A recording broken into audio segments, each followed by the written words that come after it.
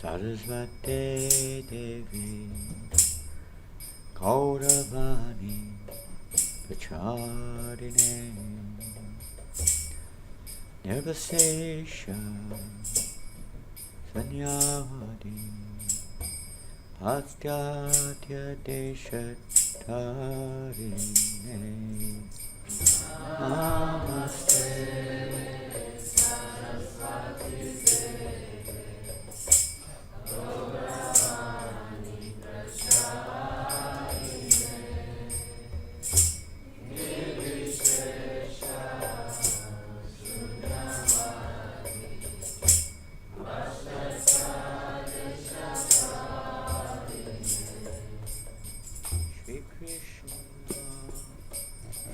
Chaitanya Prabhu Nityananda Shri Advaita Gadadhar Shri Vasadi Gaura Bhaktavinda Jaya Shri Krishna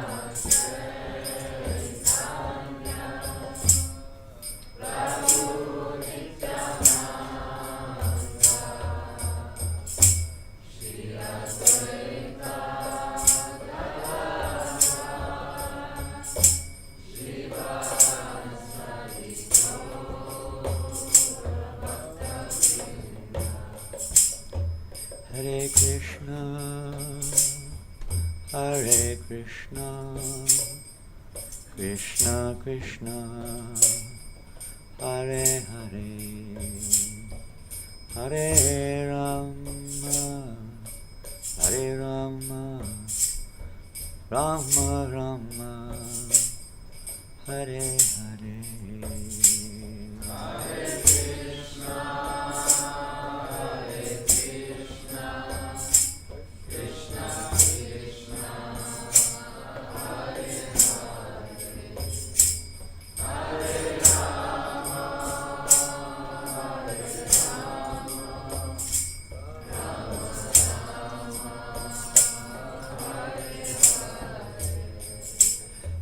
Hare Krishna, Hare Krishna, Krishna Krishna, Hare Hare, Hare Rama, Hare Rama, Rama Rama, Hare Hare, Hare Krishna.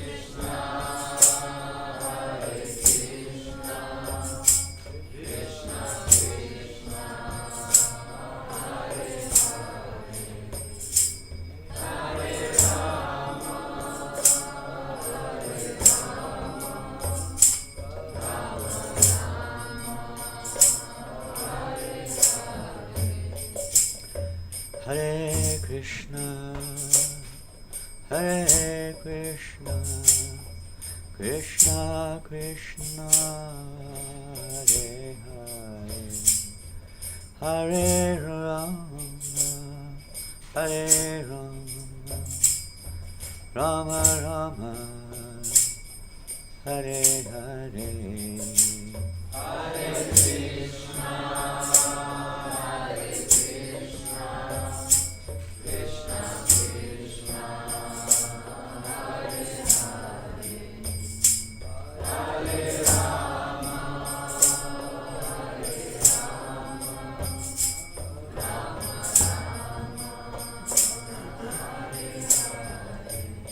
Jaya Prabhupada, Prabhupada, Prabhupada, Jaya Prabhupada.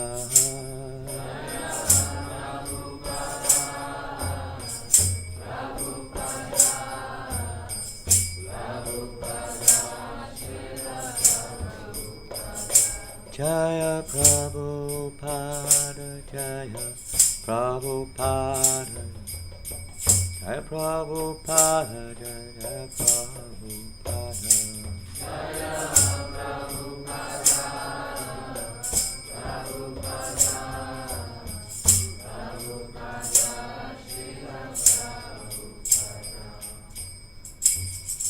Jaya Om Vishnu Pada Paramahamsa Bodhivraja Vicharya Ashtotaya Satashishimat Srila A.C. Bhaktivedanta Swami Prabhupada Ki Srila Prabhupada Ki Srila Prabhupada's journey on the Jaladuta to the America Ki Jai Srila Prabhupada's 50th anniversary of Srila Prabhupada's arrival in America Ki Jai Gaur Premanandi 50th anniversary of Srila Prabhupada's departure from Calcutta Ki Jai. All glories to the assembled devotees. All glories to Sri Guru and Garanga. All glories to Srila Prabhupada. Nama Om Vishnu Padaya Krishna Vishtaya Bhutale Srimate Bhaktivedanta Swamiti Namani Namaste Saraswate Devi Gauravani Vachani Nivasesa Sanyavadi Pastachadi Om Gyana Timarandasya Ananjana Shalakaya Takshalan Militam Yena Tasmai Shri Gurave Namaha Mukam Kurati Vachalam Pangam Langayate Yurim Yat Kripatamaham Vande Shri Gurundi Nataranam Panchakalpaturubhyascha Kripa Sindhubhye Picha Patitanam Bhavanebhyo Vaishnavebhyo Namo Namaha. Hare Krishna. Thank you all for coming on this auspicious occasion. And this morning's theme, subject matter is Srila Prabhupada's journey to America, and we'll try to speak something in this regards,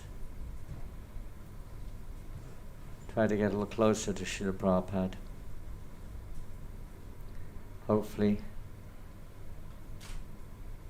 awaken, develop, strengthen our gratitude, our dedication to Srila Prabhupada and his mission. Service to the spiritual master is not just one of flowers and incense and so on, but it's serving the order of the spiritual master. The whole principle of Srila Prabhupada's journey to America is to fulfill the order of the spiritual master.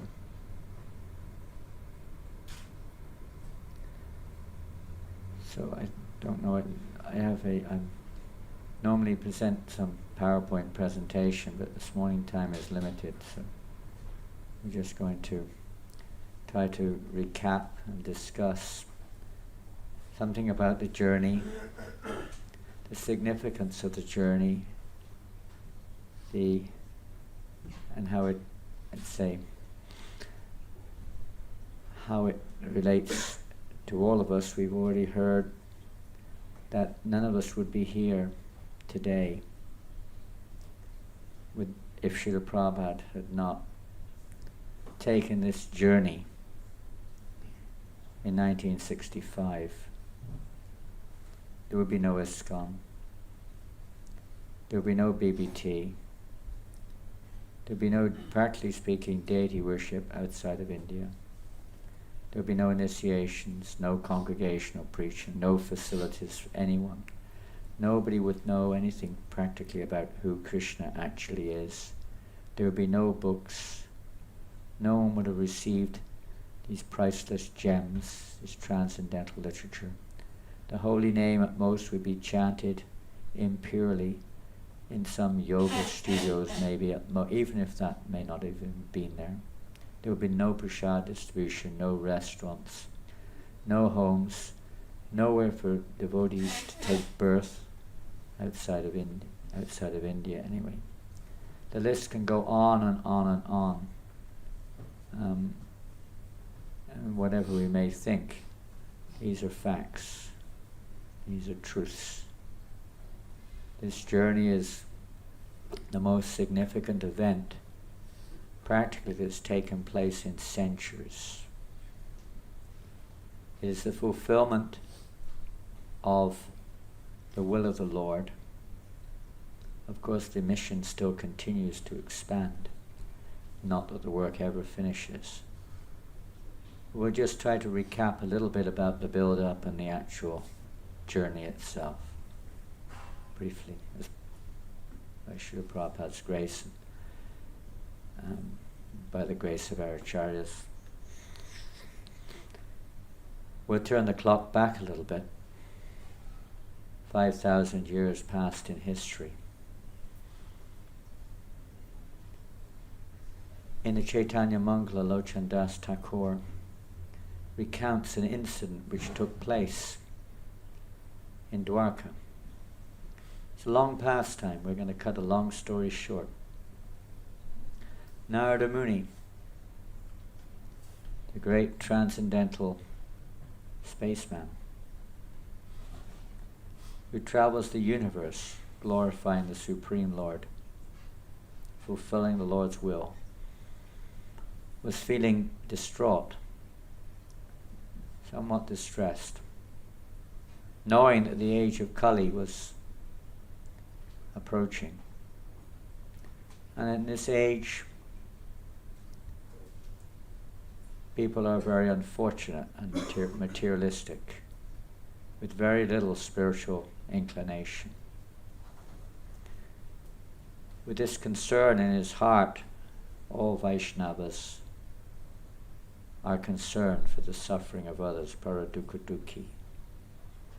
Narada Muni travelled to Dwarka to present his concerns to the Lord. Krishna was there at that time.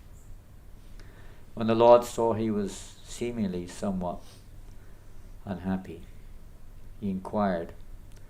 Narada Muni explained why. The Lord, and as I say, it's a long story and I'm just taking it from beginning to end in a few sentences. The Lord assured Narada Muni not to worry, that very soon in this age he will appear in a golden form. And he revealed that form to Narada Muni, upon which Narada Muni swooned in ecstasy. The Lord assured him in this golden form of Gauranga that he would deliver with the chopper of Nam Sankirtan, the chanting of the holy names. He would deliver all the living entities and destroy their sinful activities with the chopper of Nam Sankirtan. And those who try to flee from the Nam Sankirtan to foreign countries, the Lord said, I will send more Senapati Bhakta, my chief field commander, one of the Lord's chief associates, who will go all over the world and deliver those who try to escape by performing Nam Sankirtan. Around about the same time, the Brahma Vaivarta Purana is described that Ganga Devi, representing all the holy rivers personified, also approached the Lord in Dwarka, feeling great concern that in this age of Kali, people, at best, the pious people, you could say, somewhat pious, will simply come to her rivers and the rivers of other holy rivers with the intention of just relieving themselves of their sinful reactions, with no intention of even of self-realization, practically, what to speak of love of God. And she thought, this is not an attractive proposal, or let's say future. she was very concerned what to do, to the extent even of considering withdrawing herself, becoming like a rubbish dump, practically, for people in general. The Lord also assured her not to worry, that after approximately 5,000 years in this age of Kali, he would also appear, 4,500. He would appear, and shortly after that, he would send into the world his mantra upashaka. Mantra upashaka is the worshipper of the name, the mantra. And he will go all over the world to foreign lands, preaching this message and chanting the holy names in every town and village. And he will transform the consciousness of even Chandalas, Mlechas, Yavanas, and they will become devotees, even pure devotees. He said, you will feel great satisfaction because they will come here to India and they will bathe in your waters and you will feel great pleasure. You will feel purified by their bathing in your waters. So Ganga Devi was very satisfied. Years and years later, of course, as the prediction knows, the Lord did appear in that form of Gauranga Mahaprabhu. And as golden-limbed form of the Lord, he appeared in this world for two purposes: to taste the nectar of Krishna Prema, along with the performance of congregational chanting of the holy name, to establish the Yuga Dharma for this particular age of Kali. Together with his associates, they preached this Sankirtan even to the untouchables. The Lord wove a wreath of the holy name and Krishna Prema, with which he garlanded the entire material world.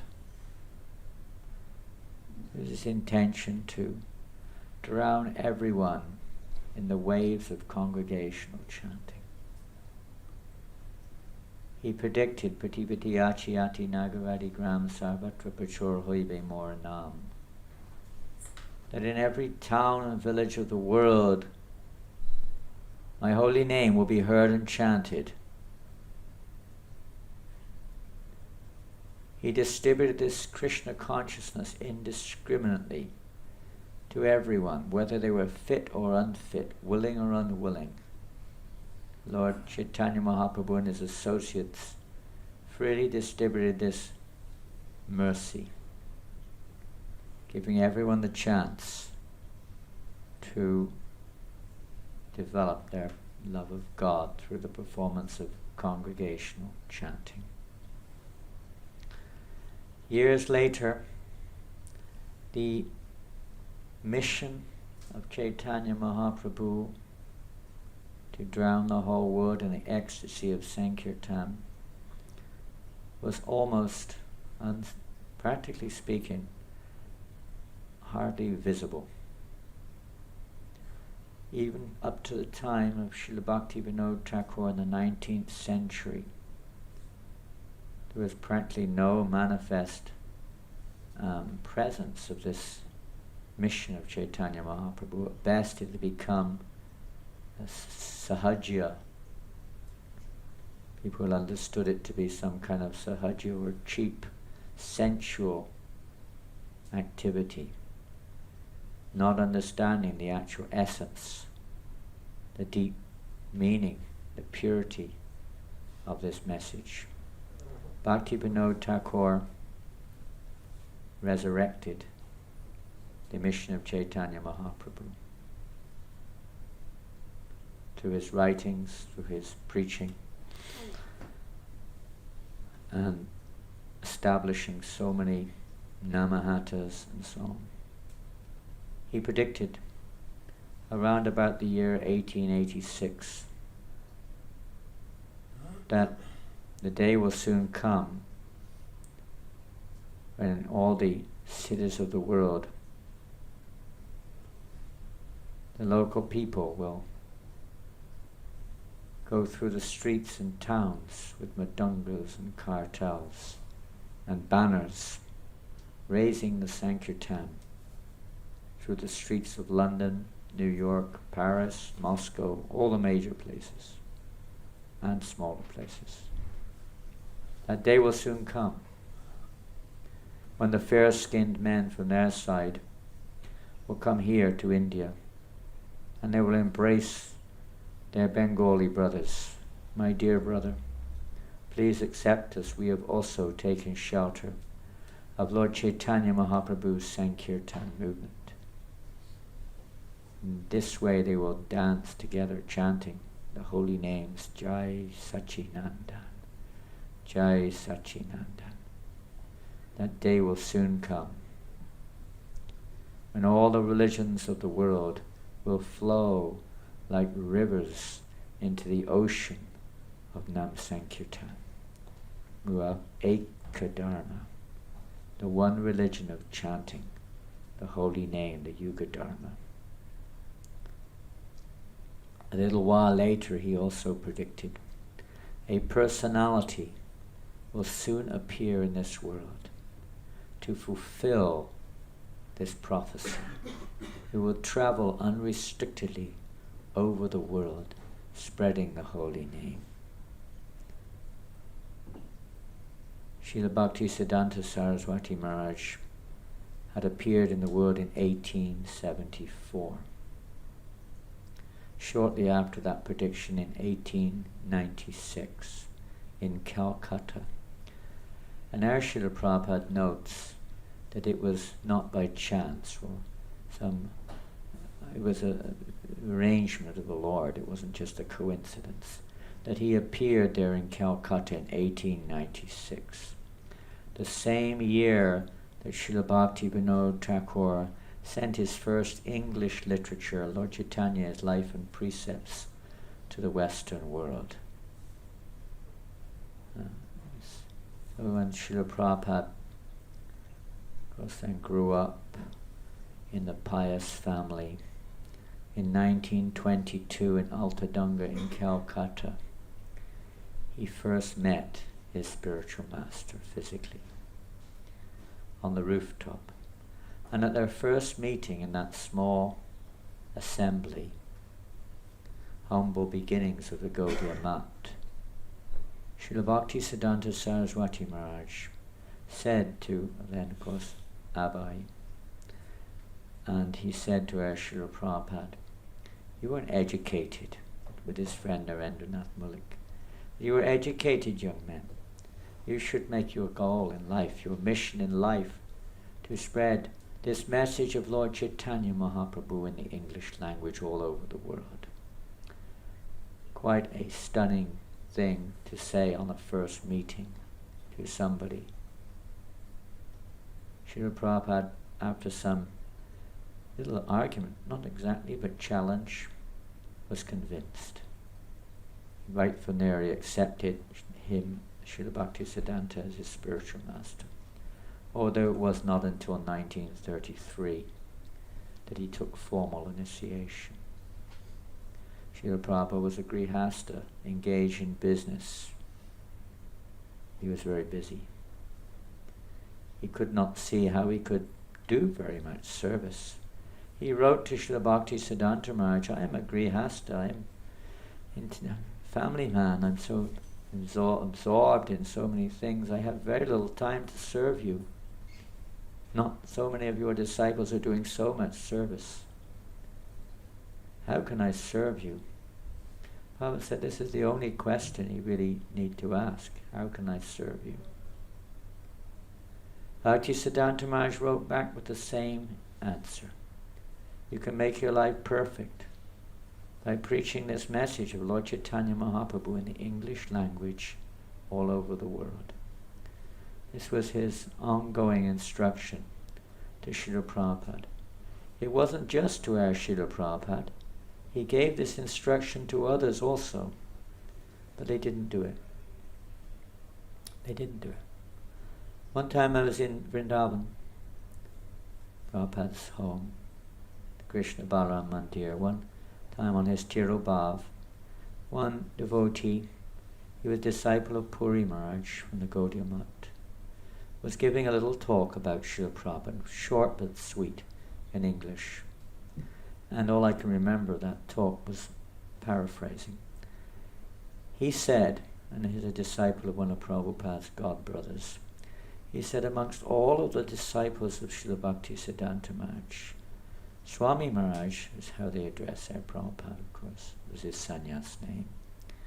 Swami Maharaj understood the desire of Bhaktisiddhanta Maharaj, and he travelled and preached, whereas others were sitting in India discussing tattva and philosophy.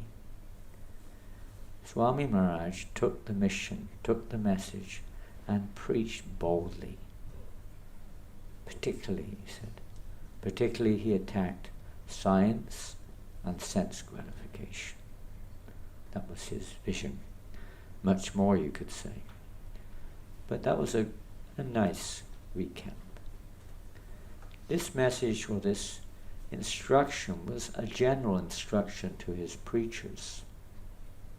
Although Prabhupada was a grihasta, Bhaktisiddhanta Maharaj noted him, that he hears nicely, therefore he will be able to preach.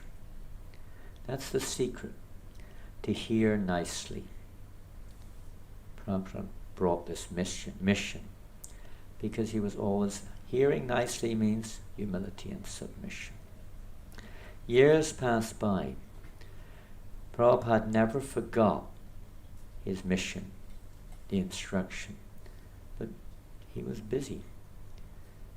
In 1944, he started the Back to Godhead publication, which was a publication, very simple tabloid newsprint publication, and it was topical. The essential feature was that it was topical. It addressed issues of the day in a Krishna conscious way, which is something which could be developed a little bit more in our preaching. It was Prabhupada's initial English publication to deal with issues of the day and put a Krishna conscious perspective on it. He continued, whenever possible, to publish that magazine over the years. Early 50s, by, you could say, the hand of Providence, his family life more or less wound down. Various activities took place which assisted that. And he started to retire. He tried to form a society in Jhansi, the League of Devotees, which was the foundation. Basically, we just see in this little booklet, this beautiful booklet, about the mission of ISKCON, the various mission statement of ISKCON, different principles, points of ISKCON, were established in Jhansi. But somehow or another it wasn't to be. The endeavors there to start a worldwide mission didn't fructify. He moved on to Vrindavan, Mathura Vrindavan, and then on to Delhi. And he was trying his level best to preach whenever possible, but again, with not so much reciprocation and very little support from his godbrothers, as he started to, let's say, develop this concept or this idea of preaching all over the world. One time, and because this is not found in any written format, but one godbrother who was personally told by Prabhupada, so he said, and it was interesting. Prabhupada was in Calcutta. At that time, maybe in the 40s, Prabhupada's house was made available. He wanted to facilitate his godbrothers in Calcutta whenever possible. So they would come there and preach.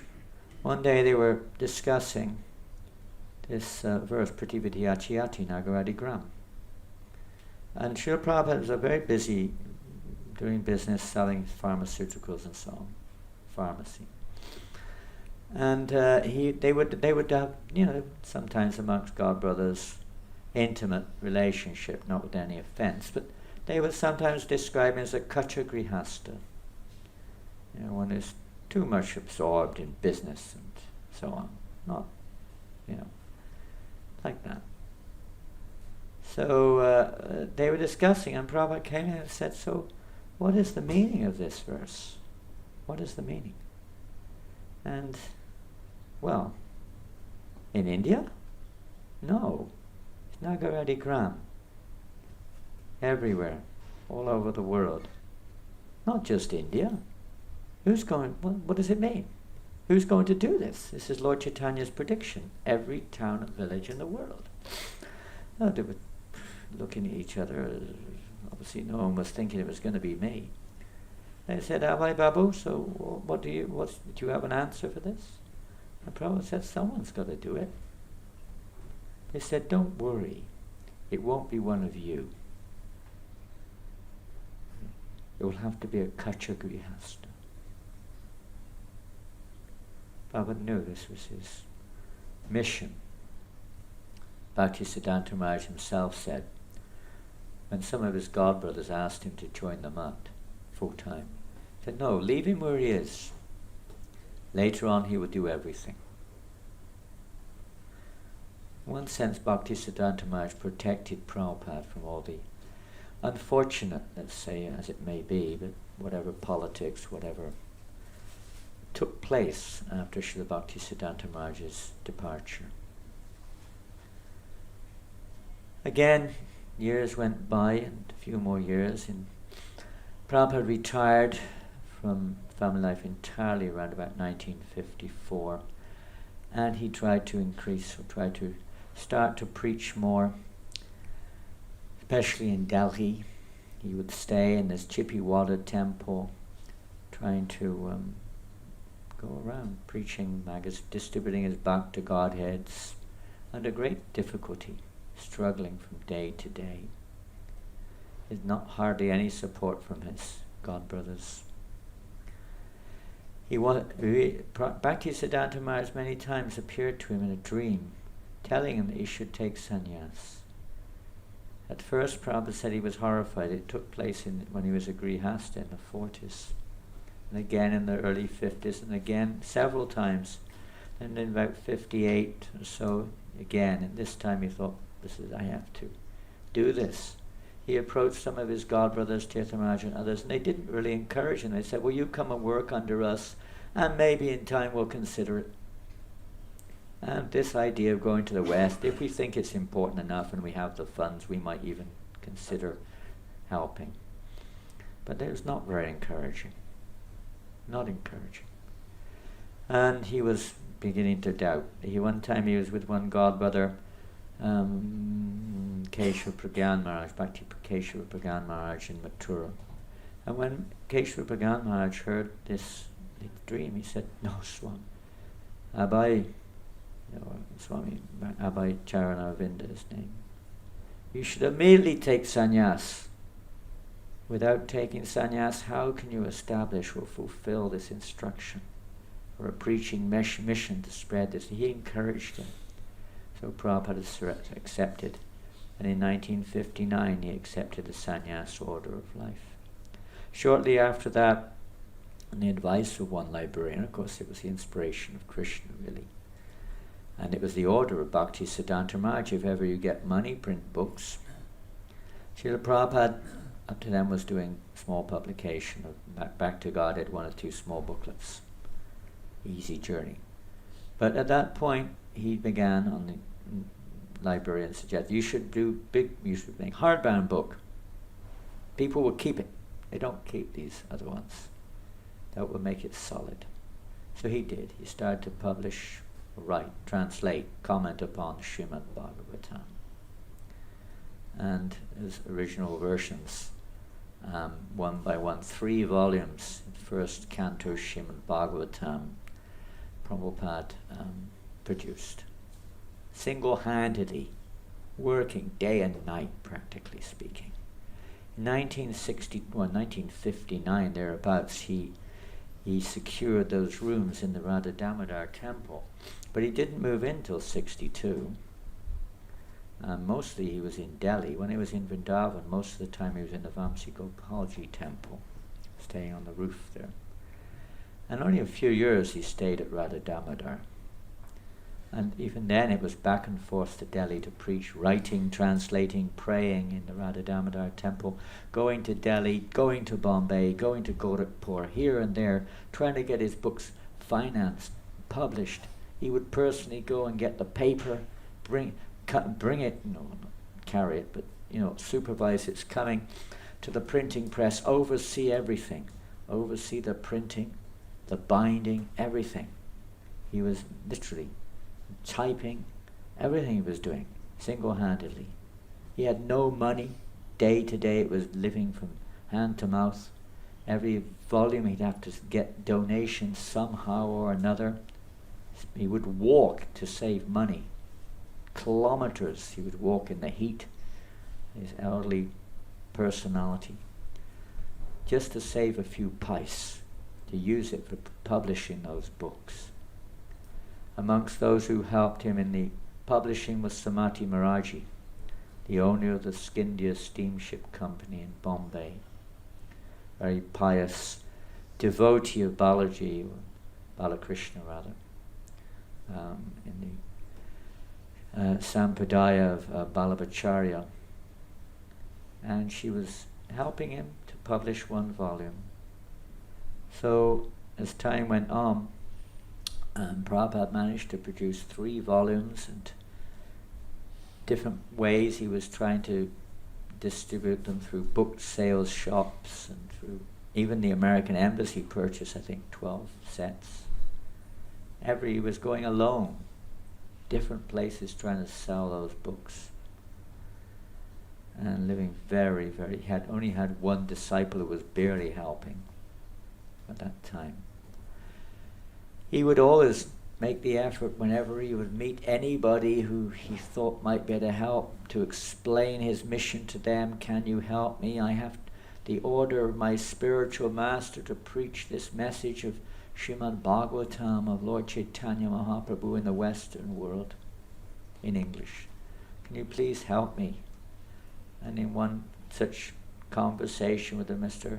Agarwal, it was actually in Agra also, he said the same thing, but he didn't expect anything to come from him. Suddenly in the post, when he was in the Chippiwada temple in early 65, a letter came in the mail. Prabhupada opened it and it had a surprising, very great surprise. It was a letter from the American Embassy.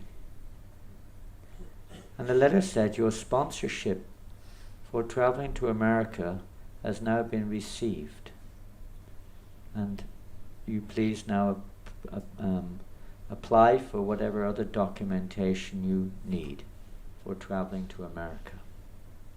Prabhupada had to go to the embassy to find out where this came from. He didn't know where it came from. He had no idea that such a thing was happening. This Mr. Agarwal had written to his son Gopal Agarwal in Butler, Pennsylvania, and had asked him, many times he'd done this, dozens of times, can you sponsor so-and-so Swami, so-and-so Swami? Nobody ever came. So Gopal thought, it's just another one of those letters, okay, I send it off, fill in the form, send it off. But he never ever expected anyone would come. Well, Prabhupada then took that, and he had no passport, he had no money, he had nothing. What am I going to do now? So, yes, his disciple, what's his name, I've forgotten. His disciple helped him to get a passport, nice service. Prabhakar. He helped him to get a passport, which Prabhupada got. And then he thought, how am I going to go? He went to Bombay to see Samati Maharaji. And Samati Maharaji wasn't too enthusiastic about the idea. Swamiji, at your age, for almost 70 years, You would simply go there. You would to die. You cannot do this. Besides, these people, they're of a different nature, a different culture. They will not show any interest in this mission message. Swamiji, you stay here in India. I will help you to publish this Bhagavatam. There's no need to go. He wasn't very encouraging. Prabhupada wasn't very impressed. He was insistent. Even Mr. Chokshi, her secretary, said, Swamiji, I know why you want to go to New York. You want to go there to enjoy. Don't talk such nonsense, Prabhupada said. He insisted. He wouldn't leave the office. He would not leave. Until she eventually said, all right, you get your P form, clearance from the Bank of India, and then we will see. And that was no easy task. Prabhupada wrote later on, he spoke, with great, great difficulty. He said it was so difficult to get out of India. So hard. And that P form was a real challenge. It's the clearance from the Bank of India. I mean, any Indian citizen then who was leaving, they had to have some guarantee that they're not going to go there and get in trouble, and then it becomes the problem for the bank, for the Indian government. They have to have some security. He had nothing. No society supporting him, no money of his own, not even a bank account. Nothing. And his sponsor, they said, is a private person. We can't give you this clearance. The person's a private person. It's not. It has to be an institution or a business or something. There's no security there. They refused. And eventually Prabhupada, he went right up to the top, to Mr. Rao, the head of the State Bank in Bombay, and insisted, you cannot do like this. You cannot do like this. And Mr. Rao said, all right, Swamiji, I approve your application. And he gave it to him. And together with that, Prabhupada then got all the clearance papers, whatever, from the American Embassy. And then he went to see Samati Maharaji, and Samati Maharaji agreed to give him a free ticket on board one of her cargo ships named the Jaladuta, which was scheduled to set sail from Calcutta. Prabhupada was in Bombay. So on August the 1st, actually with Prabhupada, but it was in Bombay at that time. Mr. Chokshi actually helped a lot preparing for Prabhupada's journey. He actually printed 600 copies of this little Message of India, Message of Goodwill, which was a little brochure, a little leaflet, like a pamphlet, with the Sikshastakam prayers of Lord Chaitanya and a bit of a, let's say, advertisement about Srimad Bhagavatam.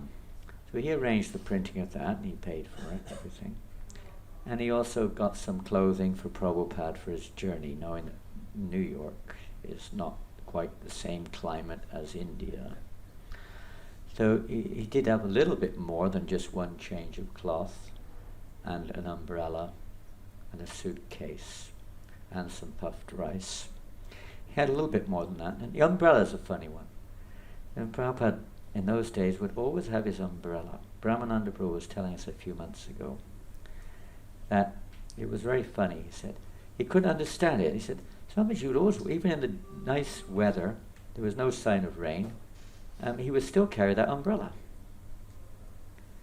And he was wondering why. And one time he inquired, and Prabhupada said, this is a sannyasi. He either carries a walking stick, an umbrella, or a danda.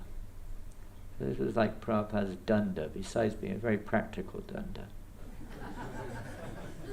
The other danda can also be practical for maybe attacking Mayavadis or something, like a spear, or for keeping the monkeys away. But this is practical, very practical in the West especially. Anyway, he also had some other clothes for whatever the winter.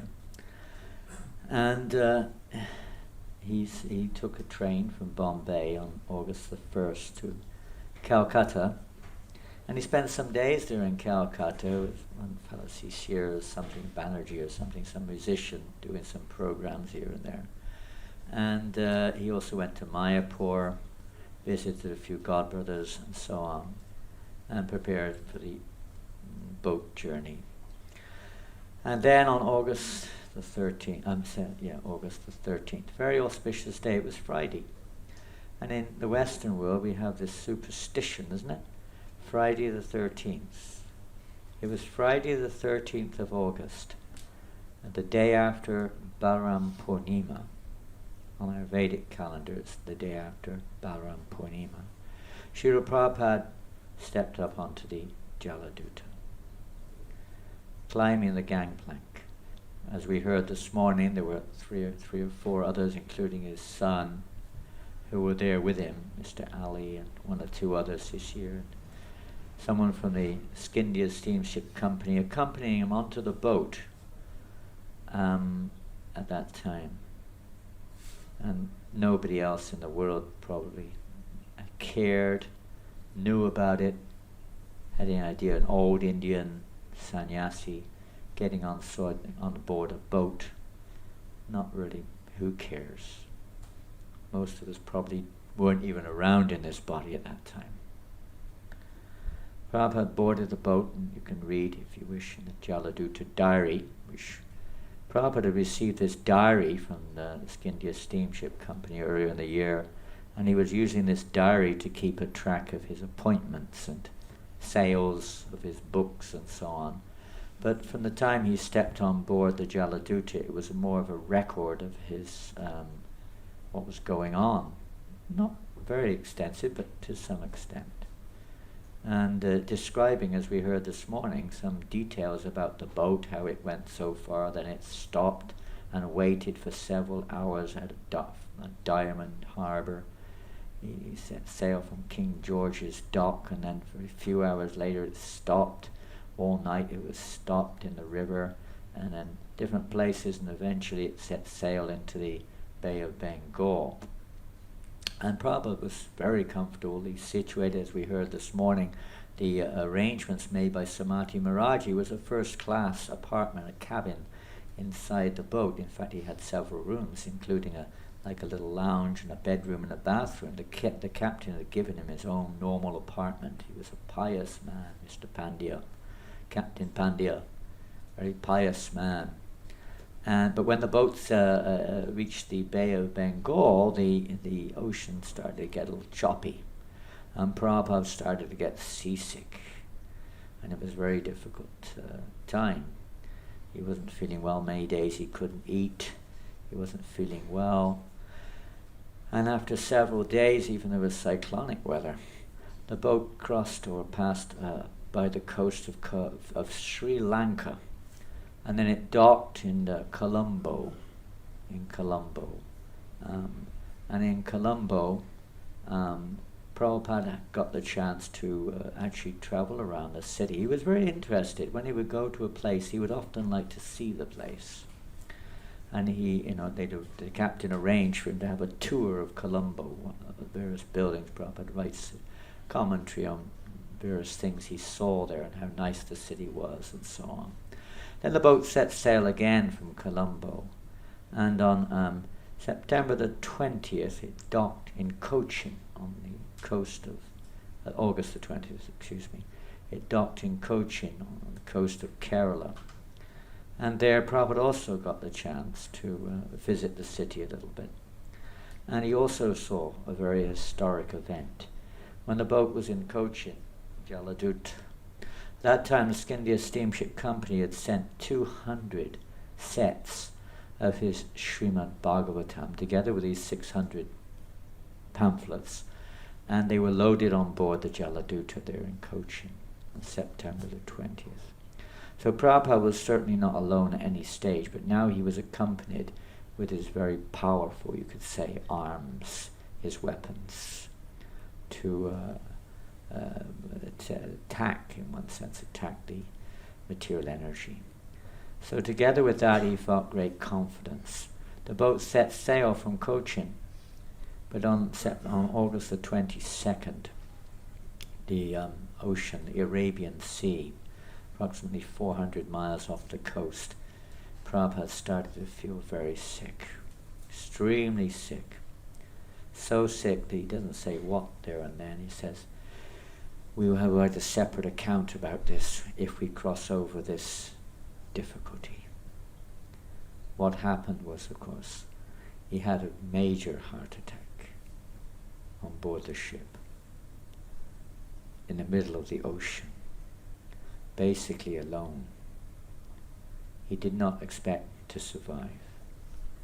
In the night, at night, as he was trying to rest, the Lord appeared to him in a dream, assuring him not to worry. The Lord said, do not worry, I will assure you reach safely. The Lord then said, I will be rowing a boat in my expansion, pulling the Jaladuta across the ocean to ensure that the journey is safe. It wasn't that the Lord was rowing the Jaladuta, he was rowing a boat in front of the Jaladuta, and Prabhupada personally told this to Garga Muni.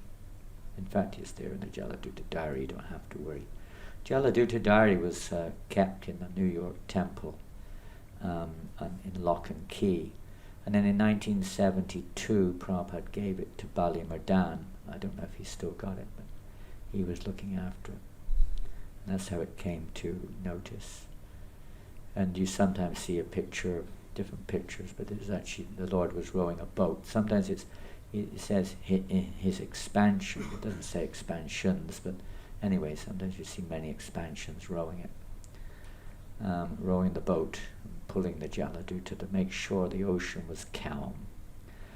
On September, the next entry was on August the 31st, I think, and there was a blank for about 8 days, complete blank. Just a line through the page. Prabhupada did not write anything. And then he started commenting again. Obviously the crisis had subsided. And then they were in this Suez Canal, passing through the Red Sea Suez Canal. Comments are there. How he went to visit the port side, and well, he didn't go on, but he could see it from the boat. And he was commenting how nice the city looked, how clean, organized. Then they traveled through the Mediterranean. Prabhupada's commentary, passing Malta, passing Sicily, passing the Algerian coast, and then coming through to the Straits of Gibraltar. There was a lot of fog, and how the boat would sound its horn, sirens, to warn other boats. And eventually they entered into the Atlantic Ocean. The Atlantic Ocean, which is normally the roughest of the oceans, on that journey, the captain Pandya said, and not only the captain, many times you see the entry there, that even one of the engineers and different person was saying, Swami, this is the calmest crossing I've ever known. And Prabhupada said, this is all the mercy of Lord Krishna. He has taken charge of the boat. They said, and the captain even said, please come back with us. His wife said, please come back with us again, Swamiji. Then we can have another safe journey going back. Smooth journey. Garga Muni Maharaj and Prabhu said that Prabhupada told him that actually the ocean was not calm. It was very rough. But because Krishna was rowing the boat, he made like a channel through the ocean. So the boat was plying smoothly through the ocean waters. And Prabhupada was, sometimes it was a little tacky. Prabhupada said sometimes it would lurch, meaning a bit this way and that. And he had a little headache, he said once or twice in the comments, but generally he said it was a very smooth crossing. On the journey, Prabhupada made some significant entries in his diary. Now, I don't have the diary here. I'll just read one of them, which I noted, which is kind of summarizing, you can say, the mood of Srila Prabhupada. Prabhupada said, today I'm feeling much better. The boat is plying smoothly on the ocean. But I am feeling separation from Sri Vrindavan Dham, and my lords Govinda, Gopinath and Radha Damodar. The only solace is Sri Chaitanya Charitamrita, in which I am tasting the nectarine of Lord Chaitanya's Leela. I have left Bharat Bhumi just to execute the order of Srila Bhaktisiddhanta Saraswati. In pursuance of Lord Chaitanya's order, Lord Chaitanya ordered every man, Bharata Bhumi Te Hola Manusya Janmajara, Janmakara, Satkara Kapara Upakara, everyone, especially those born in India, to spread this message all over the world. Everywhere, Bharata Bhumi Te. Those who are born in India, to spread it all over the world, para upakara, and be merciful to others. The Lord also said, not only those born in India, but everyone should perfect their lives and preach this message of Krishna consciousness. Prabhupada then goes on to say, I have no qualification, but I have taken up this risk just to carry out the order of His divine grace. I depend fully on their mercy so far away from Sri Vrindavan Dham. And this is, you could say, the foundation of our whole movement. On September the 13th, not long before the boat docked in Boston, on board the Jaladuta, Prabhupada wrote a most significant poem, Prayers to the Lotus Feet. And we don't have time, I'm afraid, to sing it now, which is unfortunate, but life is like that. But it's a beautiful prayer, and you must read this whenever you can. It is Prabhupada's heart. This prayer, together with Markandeya Bhagavat Dharma, preaching Krishna consciousness in America, which he compiled in the morning of September the 18th in Boston Harbor on board the Jaladuta, are, at least maybe it's just me, but I see these as the mission statement of ISKCON in reality. We can write so many things. It's all nice and needs to be done institutionally. But without the substance, without the actual purity, without the right attitude, they're no value of any use whatsoever. Simply anyone can do that. People all over the world are doing that. But it's the heart that counts. And in these two poems, Prabhupada reveals the heart, the real foundation of any Krishna conscious success. Without the mood of these, which Prabhupada expresses in these poems, there's no question of anything being successful. It's just another adjustment. Maybe there's so many different similar things. But the purity, the change of heart, manifested in these poems, the humility, the total dependence upon the Lord's mercy at every step, the feeling of helplessness, as we've just heard there, and as Prabhupada expressed in especially in Markandeya Bhagavat Dharma, I have no devotion, I have no knowledge, I simply have strong faith in the holy name of Krishna. Now if you like, you can make me a success or failure. I do not know how they will understand this message. If you so desire, you can make my words suitable for their understanding. Again and again, Prabhupada, he signs the Markandeya Bhagavat Dharma, he signs off the most unfortunate, insignificant beggar, A.C. Bhaktivedanta Swami Prabhupada. It's the essence of Krishna consciousness, the very first writings of Srila Prabhupada on his Western preaching mission.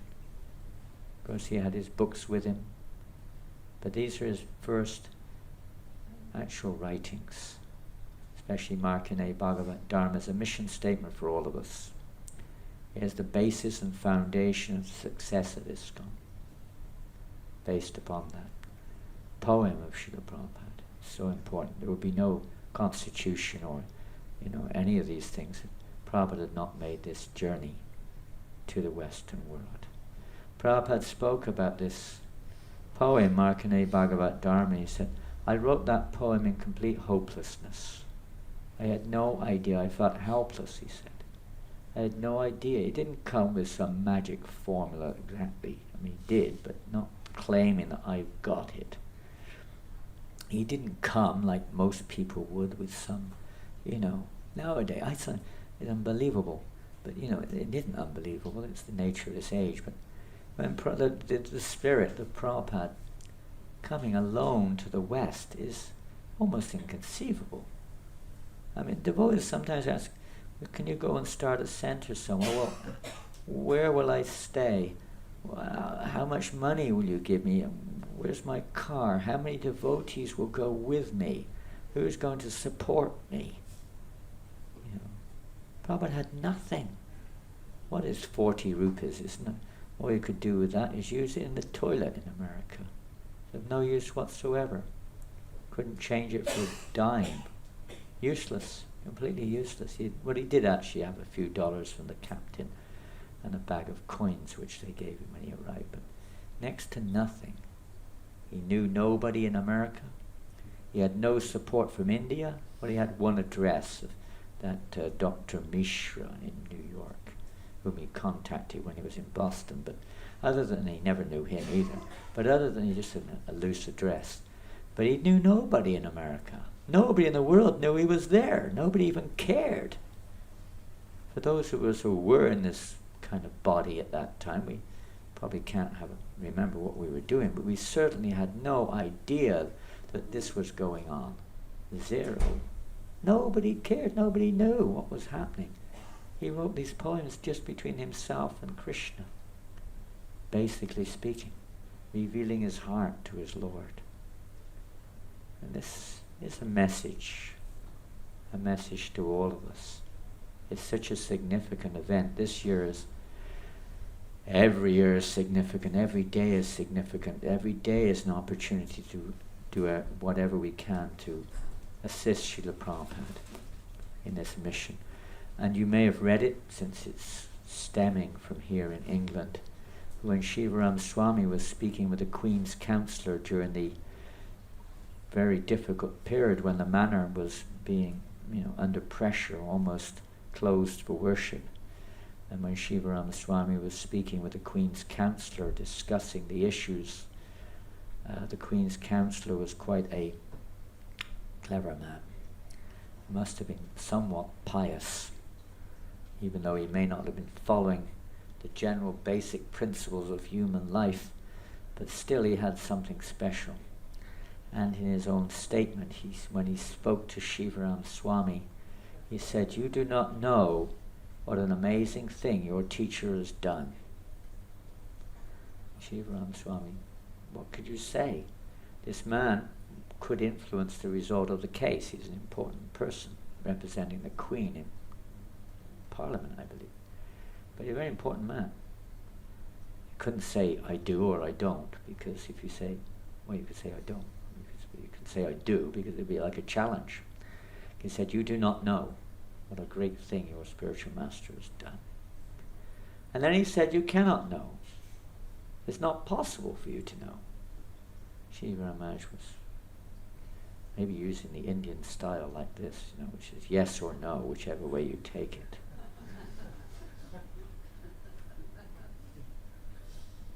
And then he said, "I'll tell you why you don't know." He said, "Because you're still a young man, in your 40s. I know what it's like." He said, "I am in my 70s. He said, "It's not possible for someone to do what he did. It's impossible. Nobody expected. Who would have dreamt, amongst his god brothers or anybody, but no one would have thought of this would be possible. Alone, the Prabhupada would transform the lives of, and still transforming, millions and millions of conditioned souls who are not even brought up in that culture, living a completely different culture. Prabhupada said, he thought when he was on Boston Harbor, that if I ever said something like this, "You have to stop eating meat," You have to stop gambling. You have to stop illicit sex. And you have to give up intoxication. They will say to me, Swami, go home. He said like that. That I never expected it. Prabhupada was just completely, whatever you want to do with me, my Lord, do as you wish. You can make me dance as you like. Whatever you want. I'm a puppet in your hands. Make me dance, oh Lord, make me dance as you like. This is the secret of success in Krishna consciousness. That implicit faith, Yasya Devi Parabhaktir Yata Devi Tataguru, Tasyate Yatita Katapakashante Mahatmana. Implicit faith in the spiritual master and Krishna. Everything will be revealed. It's not that we have to make some, we can also use that of course, but that's not the main point. That we try to, get material qualifications and use them in Krishna's service. It can be done. But the main thing is the consciousness in which we work. That surrendered, dependent, humble heart, which Srila Prabhupada manifest. He said when he was on the boat, although it appeared he was alone, he was never alone. He never forgot his spiritual master for a moment, Krishna. It is we who are alone in this world. Without our relationship with Krishna, we are actually alone. Our so-called being with others is simply a physical, mental illusion, practically. Prabhupada has given us this opportunity to connect with Krishna. And this journey on the Jaladuta, the very name Jaladuta is so prophetic. Jala means water, Duta is messenger. The messenger who crosses the water, bringing the most important message to the world, to change the world, although it may not be seen like that. Prabhupada arrived there on September the 17th, in the early morning in Boston Harbor. You could say a lot more about that incident of his arrival, but our time is very short. I'm sure when you all go back to Godhead, you will see the Jaladuta. Probably floating down the Jamuna.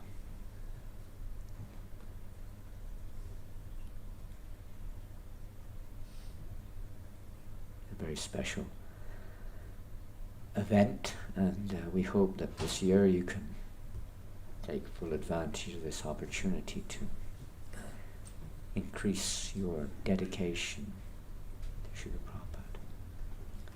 Prabhupada. Srila Prabhupada ki jai. Srila Prabhupada's journey to America ki jai. Makine Bhagavat Dharma ki jai. Srila Prabhupada ki jai. Gaur Premanandi Hari Bol. Hare Krishna. Thank you very much. Hari Bol. So Holiness Janananda Maharaj ki jai. What happens now? Prasadam. So now we're going to have prasadam. Prabhupada bought that bag of puffed rice. He said he didn't think there would be anything to eat in America. Maybe potatoes and meat and nothing else, He was pleasantly surprised to see that there were a great variety, and even spices were available there in America, so it was wasn't as bad as he expected in that regards. Anyway, he described it as a terrible place when he arrived.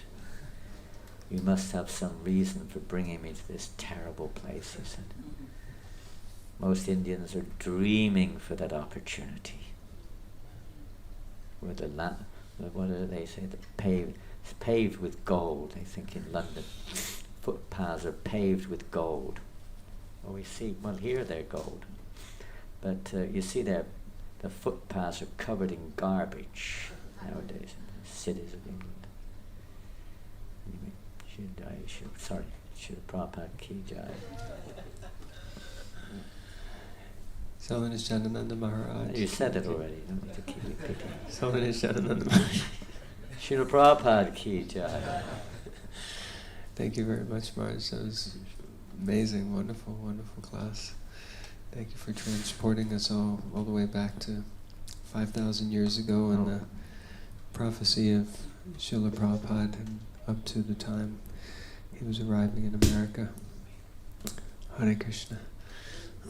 So now we're going to serve breakfast prasadam because today's not a fasting day, so that also takes time, and we're going to then follow that with bhajans. Please, everyone know that at 1 o'clock is Grace Shamanand Prabhu will also do presentation about Srila Prabhupada and his mission and the time of Jaladuta. And then in the afternoon, Harinam, 3 o'clock. We'll also have a bit of a Maha Feast today for the lunch program. And in the evening, we'll have another presentation. His Grace Adikarta Prabhu will be present for that, and we'll have some videos, Srila Prabhupada. So everyone invited and encouraged to attend full day festivities all the way up until the evening for last darshan and arti, like that. Thank you also to Nanta Acharya Prabhu and his team, devotees who are helping with the setup for Srila Prabhupada's Vyasa-san. It's very nice. Like that, very wonderful, and also the altar decorated so beautifully today. So I'd like to thank the devotees for their devotion and making everything so nice. Okay, so we'll conclude here, and I guess we'll just read our scores for the pleasure of Srila Prabhupada. And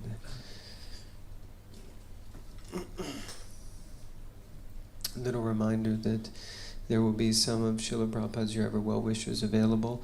Not sure if they're downstairs yet, but at some point they're downstairs now. So on reception, so those books have been sponsored for us to be able to hand out to all guests and visitors. So if you don't have a copy, please take a copy.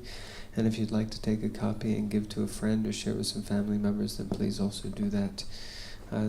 Very exciting story of Srila Prabhupada's life, as we were just hearing from Janananda Maharaj. Okay, so for the pleasure of the Lordships, we have Sankirtan scores from yesterday. And Radha's Closet Krishna, we distributed 5 medium books, 1 Maha Big Book for 205 Lakshmi points. And in Radha's Boutique, we distributed 12 books for 391 Lakshmi points.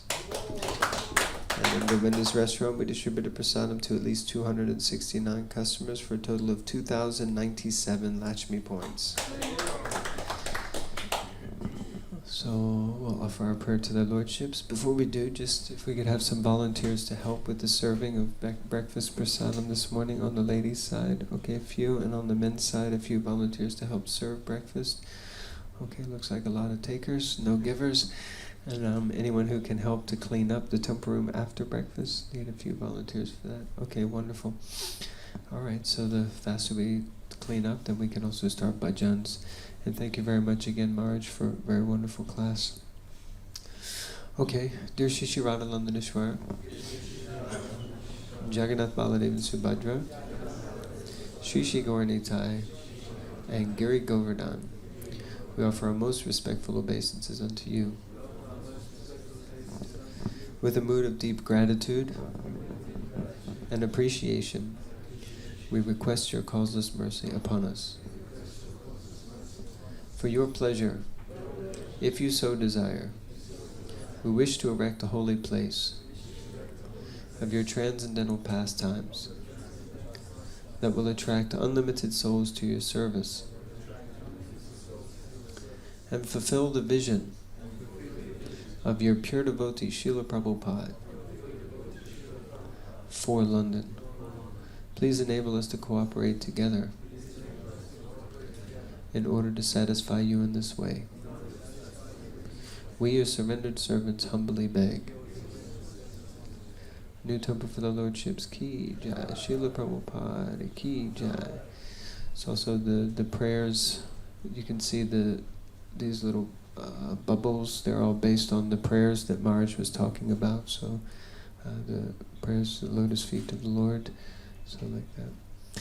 Here. And also I think, if I'm not mistaken, Krishna has a new flute today, so he's very excited. If anyone missed that, you can have a darshan. Okay, so we'll serve the breakfast prasadam now. If everyone can please help to bring the prasadam up, then we can serve out and get on with the day's festivities. Hare Krishna. Srila Prabhupada ki jai. 50th anniversary ki jai.